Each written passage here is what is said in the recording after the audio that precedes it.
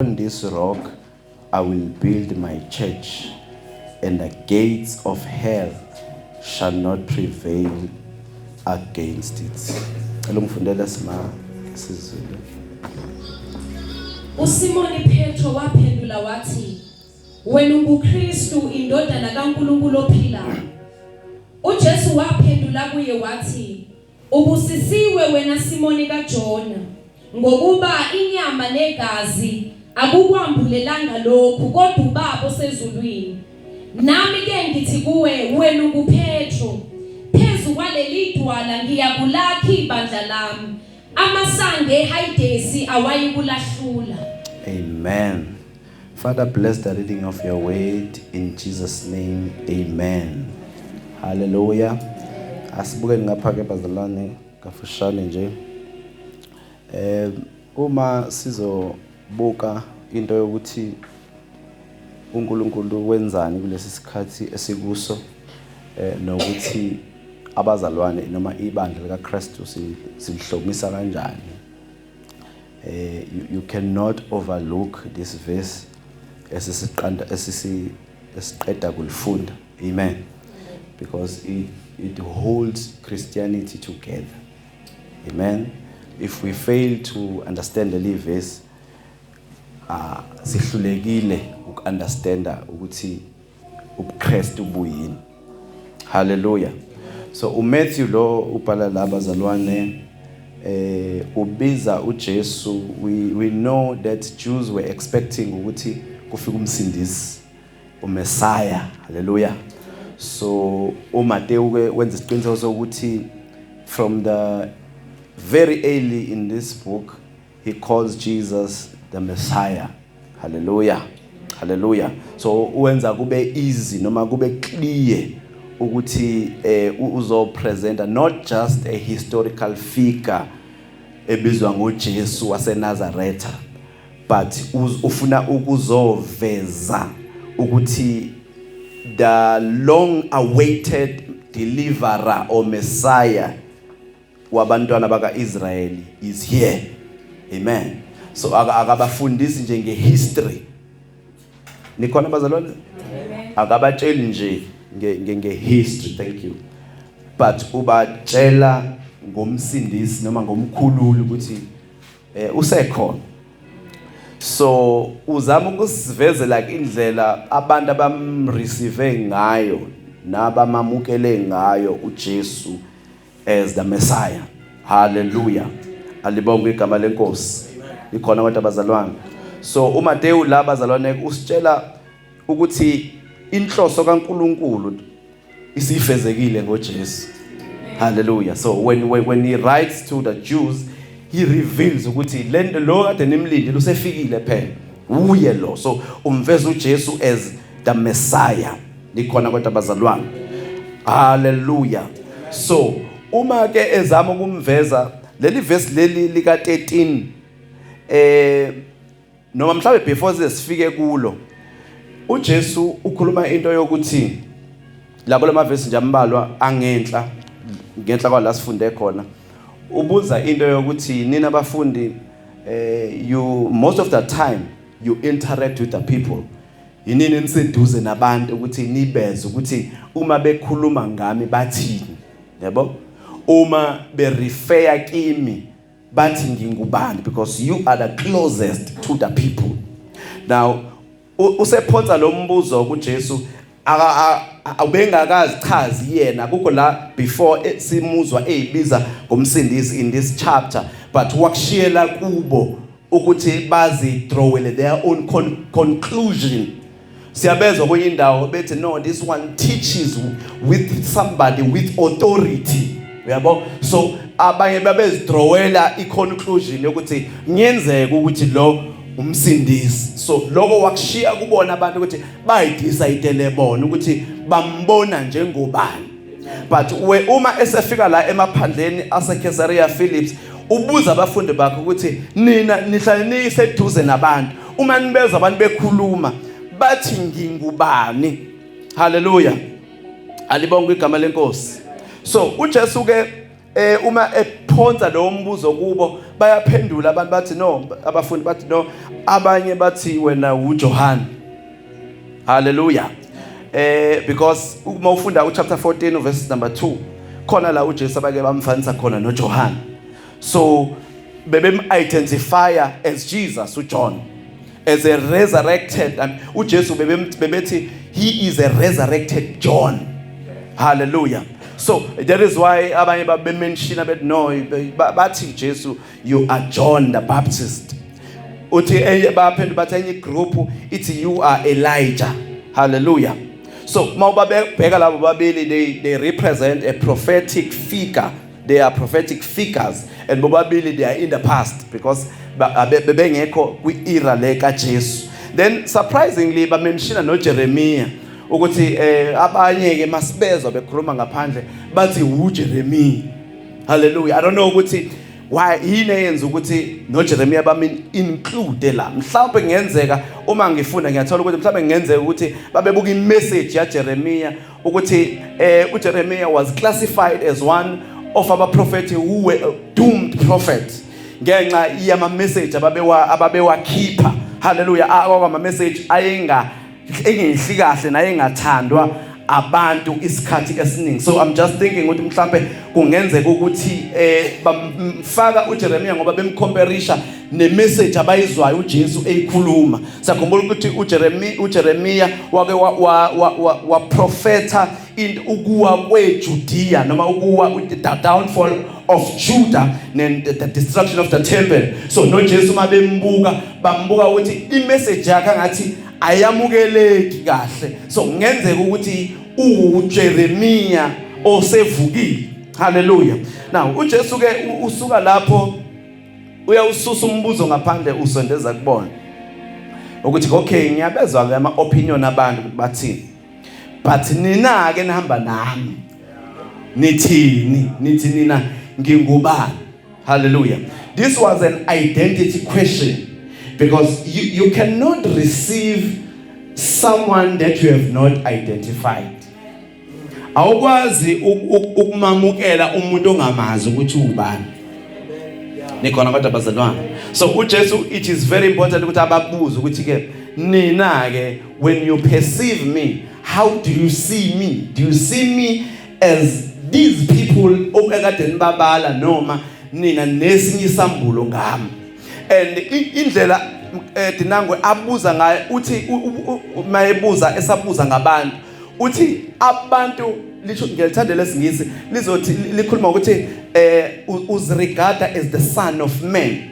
Whom do you say people the son of man is? Yabo. So umbuzo wakhe uzbeka as a human being mayesibiza the son of man, but irresponse I expectile, it's not a response a human. He is expecting a divine response because already they know that he is the son of man. But uJesu ubuza ngokwe aspect yakamoya ukuthi I know that I am Jesus, but there is more to that. So usethi kubo ke nina ke enihamba nami nithi ngingubani. He's inquiring about his identity from them. Hallelujah. Because it's very important ukuthi umperceive as ubani uJesu. Hallelujah. Ngoba ukumperceive kwakho kuzodetermine into ozoyithola kuyena. Hallelujah. Angini ngakubo eNazaretha babemperceive as the son of Mary. Ba receive the son of Mary kuyena. Nikhona bazalwane? Abatholanga a reward yokuthi umsindisi. Bathola a reward yokuthi umntwana kaMaria. So it's very important ukuthi how you receive him, because indlela omreceive ngayo izodetermine ukuthi utholani kuyena. So uthi uJesu ke nina ke nithi ngingubani. Hallelujah. Uyaphendula kuPetro is always somebody oba outspoken out of ama disciples kaJesu. Uthi uPetro mayiphendula uthi no Jesu, when you are the Christ, the Son of the living God. Yabona, there are two titles there. You are the Christ, the Son of the living God. I ask you are Jesus of Nazareth, because lawyer uJesu enyamini. But you are the Christ, the Son of the living God. I want us to look at those two things first before we can even go further. Uma ekhuluma ngoChrist, when you are Christ, you are the Christ. Leli gama elithi Christ, it's Christos, also the anointed one. And igama eli equivalent nelinganayo negama la kwi-Old Testament elithi Messiah. Hallelujah. Kwi-Old Testament abaJuda bebelindele uMessiah.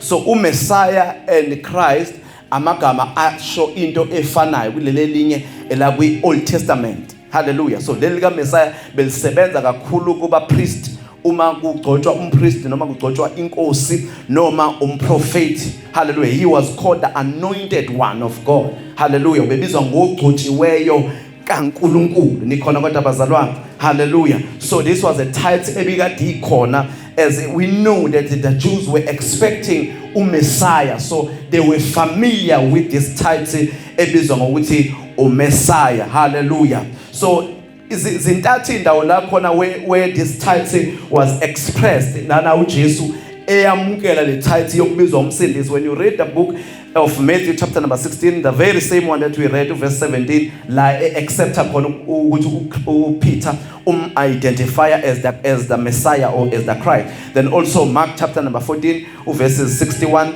no 62, elokugcina bese kubo John 4 verse 26, kuloya mama lo wase Samaria la embiza khona ngomsindisi, said, I know that the Messiah is coming. uJesu sethi usiyambuza ukuthi ngabe uwuye yini? uJesu no, lo mphambi kwakho uwuye. Hallelujah. So Jews were expecting the Messiah. Uma belindele uMessiah, bebelindele uMessiah who will conquer their enemies, who obezobanqobela izitha zabo, ukubusa kwezitha zabo. They were expecting a liberator who would free them from their nation, from their enemies. Hallelujah. So uJesu mayefika, uJesu wavele yena wabakhulula ezonweni, wakabakhulula ezitheni zabo. Hallelujah. Even abafundi bebengamqondi ukuthi ubani khona behamba naye, because ngisho esewashilo lamazwi uma esevuka. Siyakhumula lapha kwincwadi yezenzo, uma esevukile iBhayibheli wahlala nabo 40 days emva kokuthi esevukile ekhuluma nje about the kingdom of God. Hallelujah. And after that usembuza umbuzo othile kubona. Lo mbuzo maye ubuza bayahluleka ukuphendula, bawuphendula ngokwenyama okukhombisa ukuthi lo 40 days akade ehleli nabo was a waste of time, because umbuzo abawubuzayo bathi, when will you restore the kingdom of Israel? Uyabo esehlale nabo wathi hlalani eJerusalem nize niphathiswe ngamandla, wakhuluma obalikeza iGreat Commission. And uma sekufanele kube isikhathi sembuzo sebethi manje Jesu uzobuya nini uzomisa umbuso kaIsrael, okhombisa ukuthi yonke lento ayifundisa bebengayiqondi. Hallelujah. Hallelujah.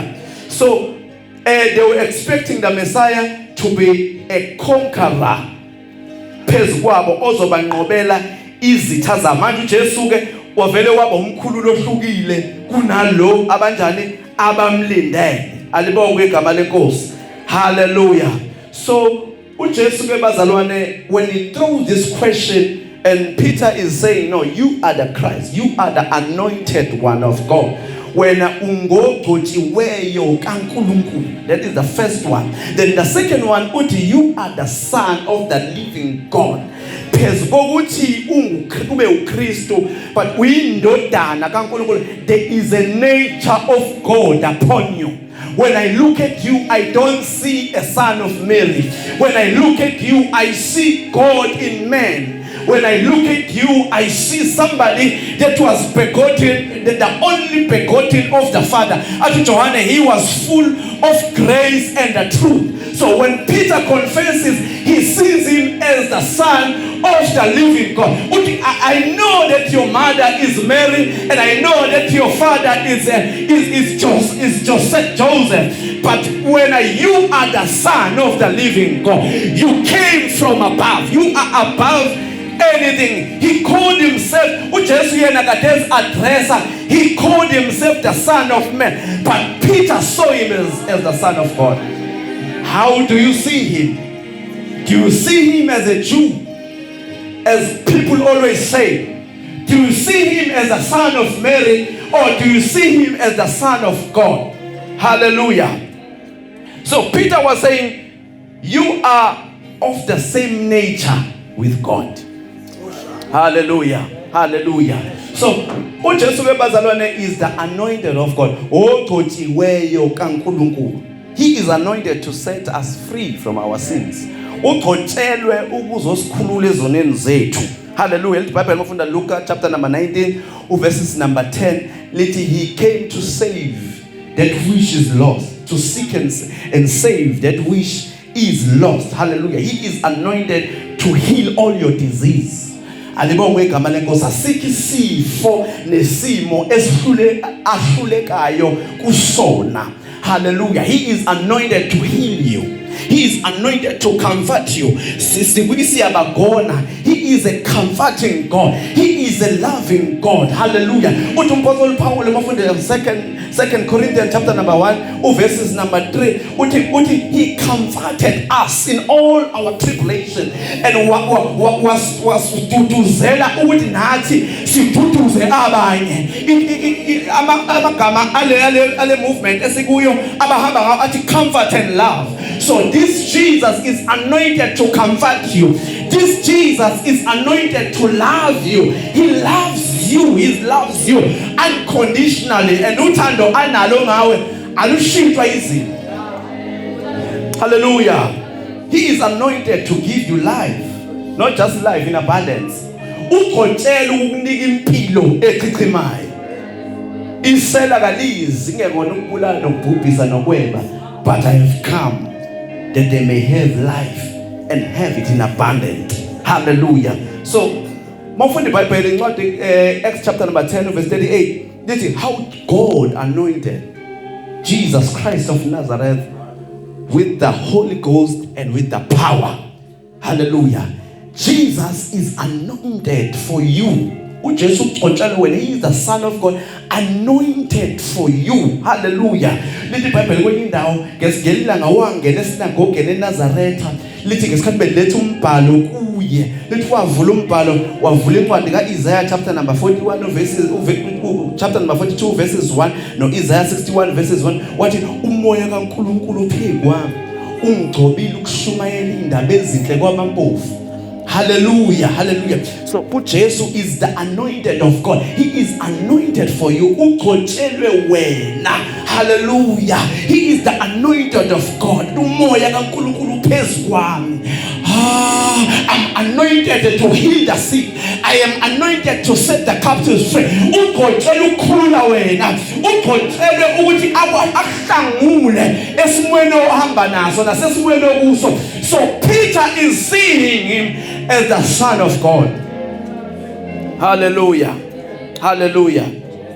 So uJesu uma ephendula uthi, okay Peter, inyama negazi ayizange zingibulele lento ekhulumayo, kodwa ubaba osezulwini uyena okunikezele lento. Hallelujah. Sethi ke nami ke ngithi wena, you are Peter, the son of Jonah. Hallelujah. And phezu kwaleli dwala, cani ngibheke bazalwane, ngizakulakha ibandla lami. Hallelujah. Jesus was amazed. Ngishilo ngathi leli verse hold Christianity together. This is a center of Christianity. If you fail to understand Jesus as the Christ, you will fail to walk the journey of faith. Hallelujah. So usethi kuJesu, upon this rock phezu kwaleli dwala elingeyena uPetro, but idwala eliyisambulo sokuthi uJesu ubani. Nikhona bazalwane? Idwala eliyisivumo sokuthi uJesu ubani, not phezu kwaPetro. Khona amabandla namhlanje akhelwe phezu kaPetro, kanti uJesu wayekhuluma about the confession of Peter. Then amagama washoyo uthi, I will build my church. He himself is building his church. Alibongo igama lenkosi. He will build his church until the church is ready to be raptured, until the church is in a complete state. uJesu namhlanje he is building his church. As we are gathered in this place, uzokwakha ibandla lakhe. Hallelujah. So uJesu ngamagama uthi we Peter, leyo confession yakho yokuthi nginguKristu indodana kaNkulunkulu, uthi ke those who confess this truth, uthi I will take them with me to be part of what I'm building. Ngoba wonke umuntu othi uJesu uyinkosi, uKristu, he is part of the church. Hayi khona kodwa bazalwane. So uJesu uma ngisho lamagama ethi I will build the church, let us persecute lamagama athi I will build my church. Umethi I uthi ukuthi person, I'm personally committed to build what I'm talking about. Hallelujah. So methi I will uthi ukuthi ngaleso sikhathi the church was not yet born. It was lasazozalwa ibandla uthi I will, so the church will be born. Umesethi I will basically build uthi ukuthi it will be a slow process. It is still being built. It won't be built in one day. Njengoba sila, Jesus is building his church. Jesus will not come for ibandla elinesisihla. uJesu ngekabuyela ibandla elingekho ngcwele, ibandla elingekho perfect, ibandla elingekho complete, ibandla elingekho mature. As we are gathered in this place, Jesus is building his church. Besethi mine. So he take it personal, as his personal property, as his possession. Uthi elami, this is my pride. The church is the pride of Christ. Hallelujah. The church is the possession of limpahla kaJesu ibandla. Hallelujah. Mesethi church, ngithi say I will build my church. Eligama lithi church lisho laba bakhishiwe, those who have been called out, ecclesia. So when you have been called out from many, so uJesu usibuthele ndawonye with one vision yokuthi sibe yibandla lakhe azolakha. May God raise people who will be able abazokwazi ukuthi bakheke in this time, in this last time. Abantu abazoba nomoya wokufundiseka, abantu who will have an open heart to receive what God is doing in this season. So when we talk about the church, Mkhabela, incwadi yezenzo, yes, iyasinikeza i-picture of the church. Siyabona imisebenzi nokuestablish kwebandla, but you cannot draw a conclusion of the church by only reading the book of the Acts. Nikhona bazalwane, incwadi yezenzo ayisinikezi the purpose and the nature of the church, a complete purpose and the nature of the church. If you want to understand ibandla kaNkulunkulu liyini, please read a very short book, the book of Ephesians. You will get a picture ukuthi liyini ibandla likaNkulunkulu. Nikhona kodwa bazalwane namhlanje. So hallelujah. So uJesu ke la uthi ngifuna ukwakha into, methi I will build my church. Ngifuna ukwakha into that has never been there before, something that has never existed before. It was new. Akekho okubeke wakhuluma ngebandla ngegama elithi church, but uJesu ukhuluma into even his disciples abangayiqondi ukuthi angabe yini le athi ufuna ukuyakha. So the word was not familiar ngaleso sikhathi. Even his disciples did not have full knowledge of the church. Lokho siyakubona futhi njengoba sengike ngakhotha incwadi yezenzo ukuthi babengaqondi ukuthi uJesu ufuna ukwenzani. So when you read the book of Ephesians, you will get a clear picture ukuthi ibandla liyini. And kuleya ncwadi bazalwane yabaseFesu sithola uPetro euchaza lo I will build my church. ukuthi yini le uJesu afuna ukuyakha. Nikhona kodwa abazalwane. Hallelujah. So uma uyifunda le ncwadi, uma usungasekugcineni uzothola ukuthi uma ekhuluma about ibandla seliyimpi kaNkulunkulu, ekhuluma chapter number 6, ekhuluma ngebandla elinqobayo noma elinqobile, lelo Jesu okuyilona azolibuyela bazalwane, elihlome izikhali zikamoya. Hallelujah. Hallelujah. So uPaul uyayichaza ke into yebandla. Ngicela siye Ephesians chapter 3 verses number, let's go to verse number 5. Ephesians chapter number 3. Ngicela ungifundele nje uqale ku verse 5.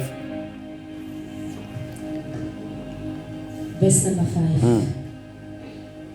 Bengayaziswanga abantwana babantu ezizukulwaneni ezinye, njengalokhu isiyambuliwe manje kubapostoli bakhe abangcwele nabaprofeti ngomoya. Amen. Ngicela ukubambe nje kanjalo. So Paul la was trying to explain a mystery, imfihlakalo kaNkulunkulu noma imfihlakalo kaKristu ebikade ingambuliwe ngaphambilini.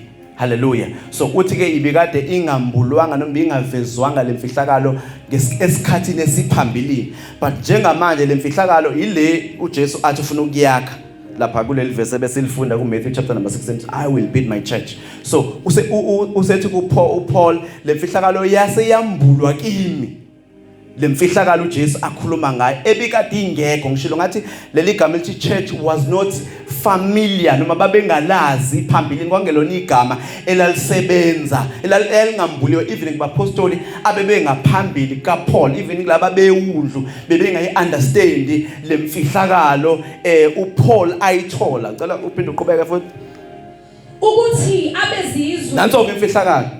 Yes. Bayizindlalifa kanye nathi. So imfihlakalo ithi abezizwe sebeyizindlalifa kanye nathi. Ngamanye amagama imfihlakalo ithi abaJuda nabezizwe sebeyakwazi ukuhlangana ndawonye bakhonza uNkulunkulu oyi-1. Hallelujah. So uma ngesikhathi behlangana bekhonza uNkulunkulu babizwa ngokuthi bayibandla. So that is the mystery that Paul was talking about. Ukuthi libingambuliwe phambilini, because ngisho Peter bahluleka ukuyiqonda. Ngelina nguPeter wawanikezwa ithuba lokuthi ayiqonde lemfihlakalo yokuthi even nabezizwe sebevumelekile ukuthi bahlanganyele babezindlalifa kanye nabaJuda ngokwebandla. So wahluleka because iBhayibheli ngelinye wabona umbono kwehlika ishidi liqhamuka ezulwini enezilwane zonke ezazingcolile. Mayelehla lo shidi lithi iBhayibheli kwaphuma izwi lathi Petro hlaba udle, wathi uPeter sekungazala ngaze ngidle into engcolile. Hallelujah. So hallelujah. So even Peter did not understand the mystery le uPaul akhuluma ngayo, and uNkulunkulu has to come and raise somebody else by the name of Paul. So uthi kuPaul ibingambuliwe lemfihlakalo le uJesu akhuluma ngayo athi ufuna ukuyakha, and lemfihlakalo iyibandla likaNkulunkulu. Ibazalwane, the church of Jesus Christ is a mystery of Christ. Ibandla liyimfihlakalo kaNkulunkulu. It was not there in the Old Testament. That is why to Jesus, I will build my church. Then open to verse 6. Ukuthi abezizwe bayizindlalifa kanye nathi. Ukuthi abezizwe sebeyindlalifa kanye nathi. Nokuthi bamzimba munye nathi. Nokuthi sebesemzimbeni abezizwe. Bazalwane, uma ungena umJuda ungowezizwe. So lithi iBhayibheli mawufunda chapter number 2 lithi nane kade nifile ngenxa yeziphambeko zenu. uPaul ukhuluma nabezizwe, nane benifile ngenxa yeziphambeko zenu. Uthi uNkulunkulu univusile. Bese ngezasi athi beningena uNkulunkulu, beningenathemba.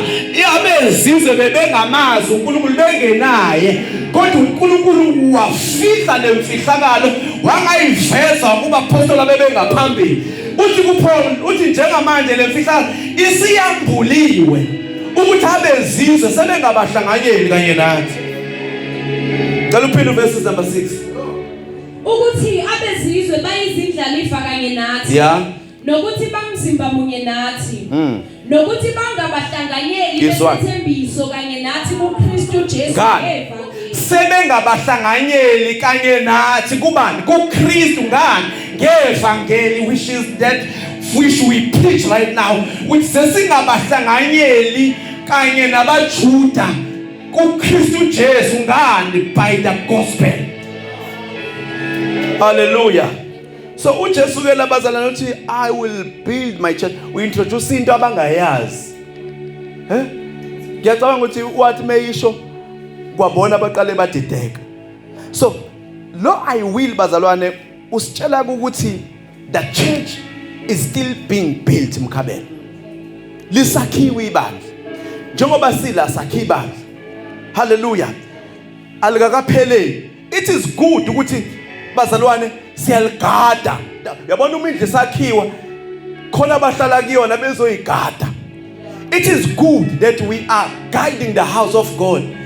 Sikhona la siyathandaza, senza ama prayers, siyashumayela in the house of God, siyakhana, siyahlabelela. We are guiding the house of God.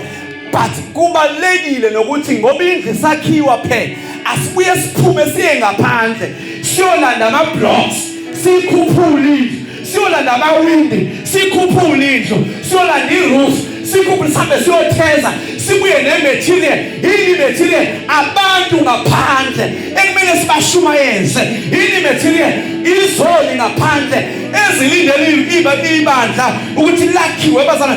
The church is still being built. Alikapheleli. Yazi khona umzalwane umdabu waseNdiya engisangakhuluma naye ngelinye ilanga. Ngithi mina nikhonzela. Uthi hayi sikhonzela esikoleni. Ngithi mina nibangaki nje mhlawumbe estimation. Uthi hayi sila ko 30 and nje hayi si right singakho. Asiplanile ukuthi siphume ngaphandle si right nje because ku easy maintaineka because sonke kulula ukuthi sibone ukuthi ubani ushonela and ngayibuza ukuthi i great commission ke la ihamba iphele kuphi bazalwane uJesu sakhe ibandla lakhe as long as engakabuyi the church is still being built. Ingako iziphiwo noma the ascension gift lawa ku chapter number 4 verses 11 abayobenza ababanika baba apostoli ngebazalwane lo ma gift they are all still active in the church even though leyo apostoli God is still restoring it in this season. So lezo zipho zisekhona ebandleni ngoba indlu senziwani isakhiwa. Hallelujah. So uma ke indlu yakhiwa irresponsibility yawo wonke umuntu okhona endlini. If uyingxenye yebandla the body of Christ it's your responsibility ukuthi wakhe akusiba befundisa abakhayo bazalwane. Hallelujah. Please turn with me Colossians 2 verse 19 quickly. Ayikakapheli indlu isakhiwa njengoba sila sakha yona. The building ayikhuphuke bazalwane until the head which is Christ come, until the roof which is Christ iyophelela uma sekufakwe roof which is the Christ which is the head. Colossians 2 verse 19. Cela ngifundele masitholini. Engabambeleli kuye oyinhloko okungaye umzimba wonke okungaye umzimba wonke usizwa ukuhlanganiswa ngamalunga nemisipha ukukhula ngokukhula kukaNkulunkulu. Amen. The building is still being built. Ayikakahlanganiswa bazalwane. Hallelujah. Khona uphethe English version. Colossians 2 mhlambe qale ku18 no 19. No one cheat you of your reward. Taking delight in false humility and worship of angels, intruding into those things which has not seen, vainly puffed up by his fleshly mind. Yeah. Yes. And not holding fast to the head, from whom all the body nourished and knit together by joints and ligaments. Amen. Umzimba wakhiwa uhlanganiswe nekhanda. So njengamanje the body is still being built. Ngithi wena ibandla lomzimba bazalwane. So isakhiwa, we are still building. Hallelujah. Cela ufunde isifundo Ephesians 2 siqale ku verse 20. Ephesians chapter 2 verse 20. So bona ukuthi ukwakhiwa kwebandla bazalwane kusaqhubeka is a present continuous tense. It's still being fitted. Ayikapheli lento sakhiwa. Ephesians chapter 2 verse 20 no 21. Nakhiwe phezu kwesisekelo sabapostoli nabaprofeti.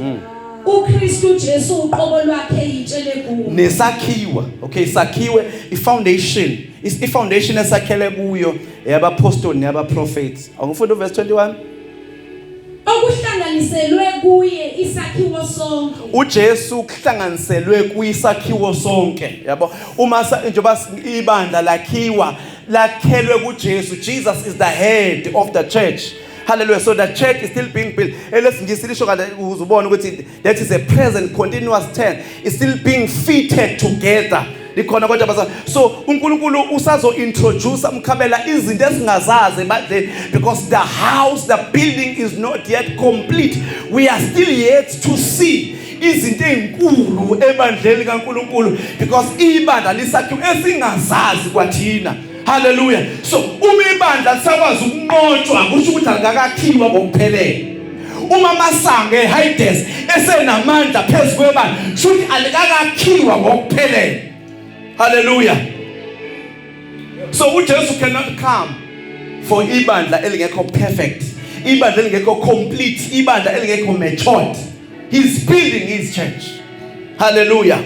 So uJesu esho kanje no one had an idea ukuthi uJesu ukhuluma ngalo methu uzokwakha ibandla lakhe. Nikhona abantu abazalwane. So ibandla likaNkulunkulu linama dimensions ahlukene. Sometimes uNkulunkulu ulibuka njengane household yakhe. Uma elibuka njenge household bazalwane, ibandla is not only the bride of Christ kuphela, but uNkulunkulu kuya ngokuthi ngaso sikhathi ulifuna liyini.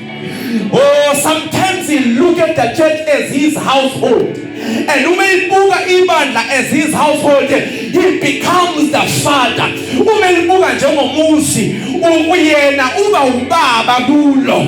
Likhona kodwa abazalwane. Sometimes he looks at the church as the body of Christ. And when he looks at the church as the body of Christ, he becomes the head. Oh, ibandla has different dimensions. Sometimes he will look at the church as his building. Bese yena uNkulunkulu abe architect noma abe master builder of the church. So ibandla linama dimensions ahlukene. Oh, uNkulunkulu kuya ngokuthi ngaso sikhathi ulifuna liyini. Sometimes uzolibuka njengetempele athi the church is the temple of the living God. Ngesikhathi liba itemple kaNkulunkulu liyi dwelling place of the most high God, and God become an object of worship. So when the church becomes the temple of the living God, kuba uNkulunkulu kuphela oyi-object yokudunyisa. The church is the temple of the most high God. It is the dwelling place of God. Oh, where God is lifted up, where God is worshipped. Oh, bazalwane, kwesikhathi uNkulunkulu alibuka ibandla njengalensimu. Lithi iBhayibheli uNkulunkulu abe umlimi melibuka ezinsimu yakhe. Sometimes he look at the church as his God's army, and that is the state of the church that Jesus Christ is coming back for. Ibandla eliyimpi kaNkulunkulu alibonga igama lenkosi.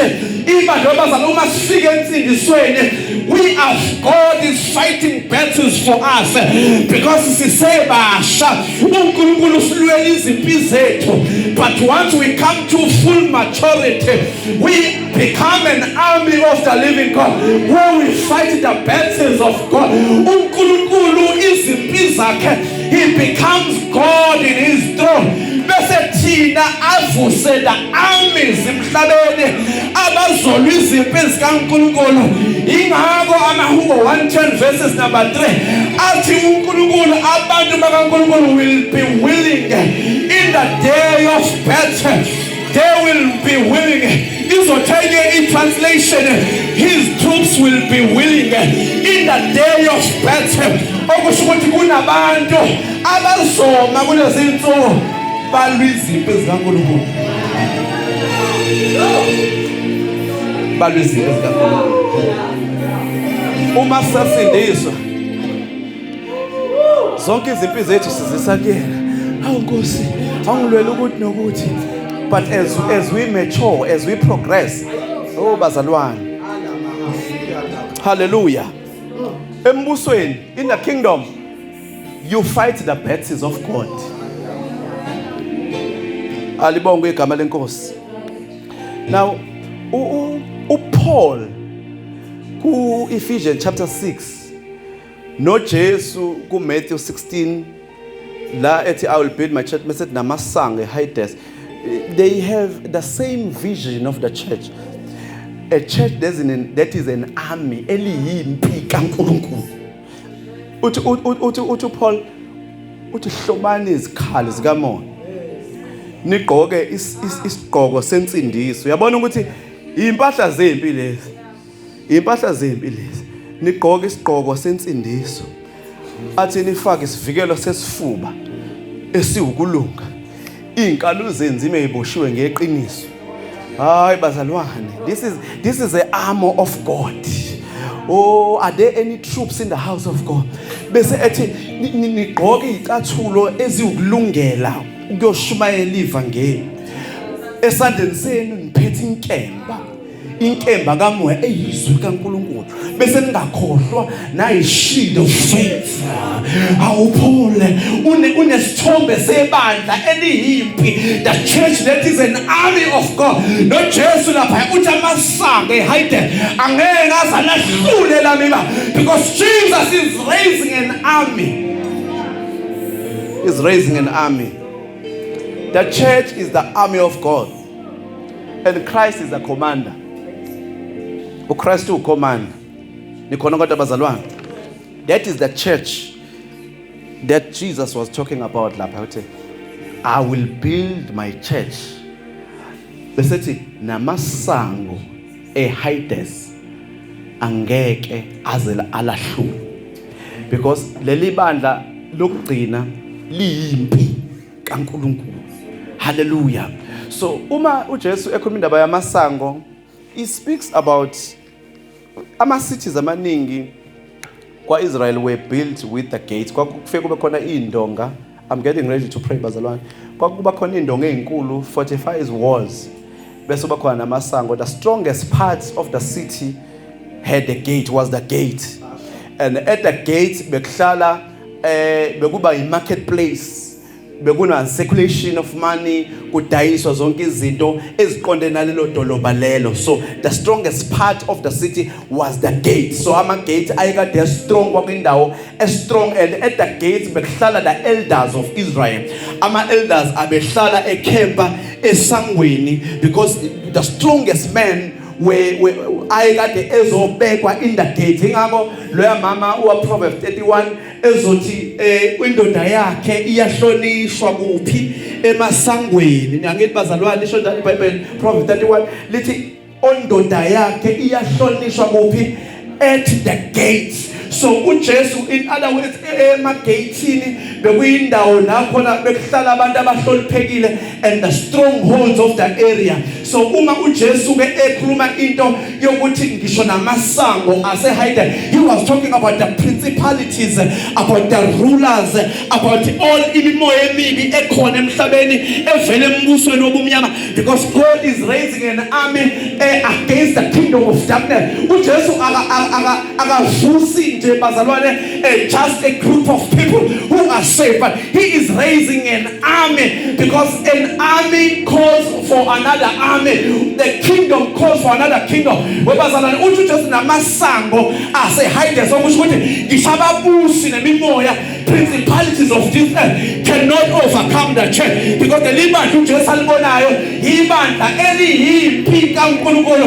Njengoba sila uJesu is raising soldiers, hallelujah, who will fight ama battles kule season esibuyo. Webazalwane akavusi nje abantu abazobantekenteke, but he's raising troops who will fight his battles. Lithi iBhayibheli leli bandla uJesu alibonayo akusili ibandla ibandla eli-weak, akusilo ibandla elingenamandla, akusilo ibandla elithatheka kancane, but uthi leli bandla ngisho amasango, the principalities of hell cannot stand against this church. Njengoba sila bazalwane, we are sounding a trumpet upon this mountain ukuthi webazalwane nanti icilongo lithi nanga amasosha, we are with recruitment webazalwane apha ama-soldiers who will rise in this season and say I am part of the army of God. I will not begin something because I understand that I am a soldier in the armies of God. Njengoba ngimilela ngimi njengecilongo eliphethwe uJesu alimemezelayo umulizwe izwi ungayenzi mkhulu inhliziyo yakho. Let me ask you this question. Does Jesus have a soldier in you? Or you are just an ordinary believer who is waiting with a we are an army of the living God. We are soldiers that are deployed in different spheres of life. Some of us are teachers, some of us are ministers, some of us are kitchen, cleaner. But you are an ambassador of God. You are a trooper. You are an undercover. Oh, little Bible, Mafunda, Mika chapter number 4. Then the mountain of the Lord in those last days shall be exalted above any other hills. You are a representative of God. Ujesu laguwe agafusi tentege. Ujuwe Peter, ubusazi wena njengo Simon, but njengamanje mina sengiyashintsha because you are no longer in tentege. But you are the rock. I'm building something that is stronger. I'm building something that will be able to resist the gates of hell. Usatan is the kingdom of darkness. I'm a kingdom ambassadors. I'm a kingdom ambassadors. Simpelile isikhathi to play church. Simpelile isikhathi sokuthi uze esontweni ngoba bekubingelelile. Kodwa uNkulunkulu uvusa the troops who will come. But la uNkulunkulu engiplante khona, I will represent the kingdom of God. La uNkulunkulu engibeke khona, it doesn't matter ukuthi ngenzani, but I will become the light because I am a troop. We are sounding a trumpet. Shayitilongo njengoba sila kune recruitment eyenzakayo. Oh, does Jesus have a troop in you? Noma unontekenteke umzalwane, a baby Christian. Isosha empina litshela ukuthi fanele lenzeni. Isosha webazalwane, isosha litrainiwe. We are being equipped. We are in a base camera. When we meet under these four walls, we are undergoing a training. Oh, but the assignment is not in this house. The assignment is outside where we need to preach the gospel like never before. The assignment is outside. The assignment is emsebenzini la usebenza khona. The assignment is esikoleni la ufunda khona. The assignment yakho as a troop, as a kingdom ambassador ila uNkulunkulu ekubeke khona. La sihlanganela to develop strategies and devices. Uma sihlangana endlini kaNkulunkulu siphuma nama strategies ukuthi wena uzophuma ushonele, uzophuma udlo mashonele, aphuma umfeka ashonele. Bazalwane, we are in a base. This is a base. Amasosha uma ezosiza the place, they identify a place abayibiza ngebase. La behlangana khona behla namajet abo behla nezikhali zabo, la kukhona nodokotela, la kukhona nalaba ababuka ama computer who are in a control room, but they only gather for strategies. Nokubheka ukuthi ubani olimele. But their assignment is not in the base. The assignment is outside. Uma siza la sokwakhiwa mase siyaphuma siyangaphandle.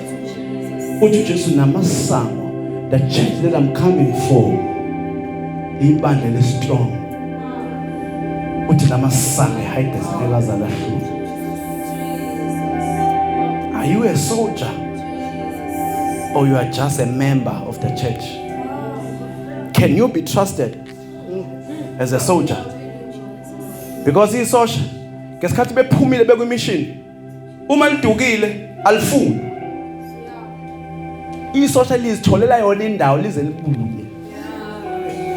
Akekho lokho elinakile ukuthi yazi uSejan Gwala simboni bayazi ukuthi utrainiwe la yekho. Can we trust you mangathi uthola umsebenzi eCape Town noma uzofika ugwinywe yiKapa?